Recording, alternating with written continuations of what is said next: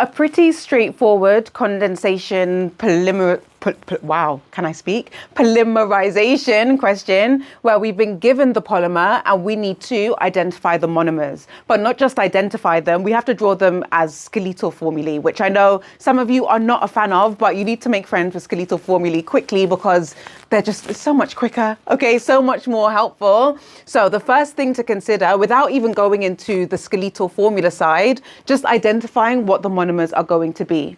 Now, this is clearly a polyester because we have our ester bond here, okay? And when we hydrolyze an ester, or when we were putting the ester together, of course, that came from a carboxylic acid, or in this case, a dicarboxylic acid, and an alcohol, or in this case, a diol. And what happens is this must have come from, this side was the carboxylic acid because it's got the C double bond O. So that's where the OH was once upon a time. And then for this oxygen that belonged to the alcohol, this had just the hydrogen once upon a time. And the fact that you've got two of these and two of those means we've got two different monomers, again, a dicarboxylic acid and a diol. So we'll get the same thing on this side and the same thing on that side. Now, if you want to, you can draw this out displayed first and then turn it into a skeletal formula if that's going to help you picture what's happening, okay? Don't feel like you have to rush to the end and just go straight to skeletal formula, even if you're not comfortable with it, okay? So let's start with just the displayed formula or close enough to displayed, and then we can do something from there. So from our alcohol, this has 2 carbons,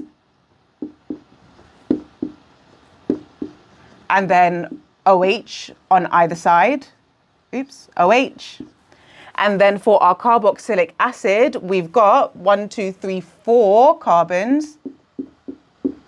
And the carbons on the end are our carboxylic acid carbons.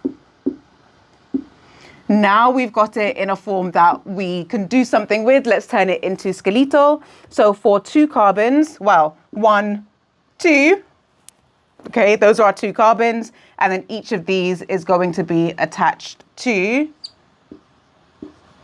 an OH like that. Okay, remember these are the only carbons here.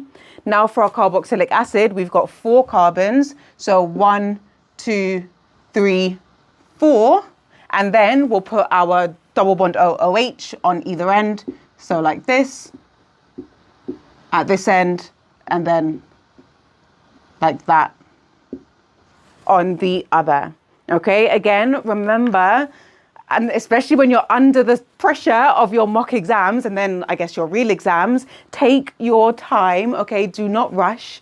Take a deep breath and figure out step by step how you are going to get to your correct answer and the maximum possible marks. For more exam tips, make sure you're following.